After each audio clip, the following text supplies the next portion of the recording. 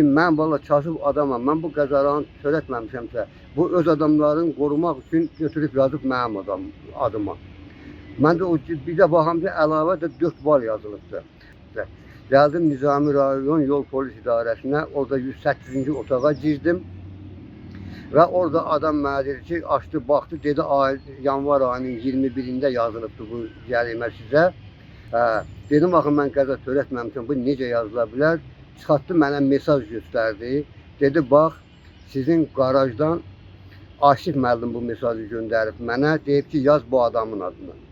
Bir şey mən başa düşə bilmirəm ki, bu yol polisi gəlibsə, bu qəza olubsa, bu araşdırmırmı, bu qəzanı kim törədib, onun sənətini almırmı? Hətta mən başa düşə bilmirəm, bunlar bu şeyi ancaq mesajla həll edirlər. General avtokompaniyada 38 nömrəli marşrutda sürücü işləyirəm. İşləmişəm daha doğrusu. Dekabr ayının 24-də son iş günüm olub.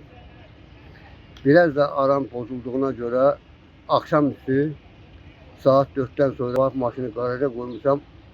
O vaxtdan da bəri işləməmişəm. Bir müddətdən sonra mən raşot pulumu almaq üçün getdim qaraja. Raşot pulumu alanda mənim 100 manat pulumu kəsdilər ki, sənin cərimən var.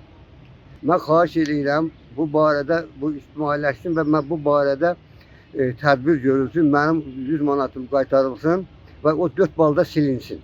102 xidmətinə də dəfələrlə zəng eləmişəm. O 102 xidmətdə baxacaq elə, hələ heç bir nəticə yoxdur, heç maraqlanan da yoxdur. Xahiş edirəm bu barədə mənə kömək eləyin.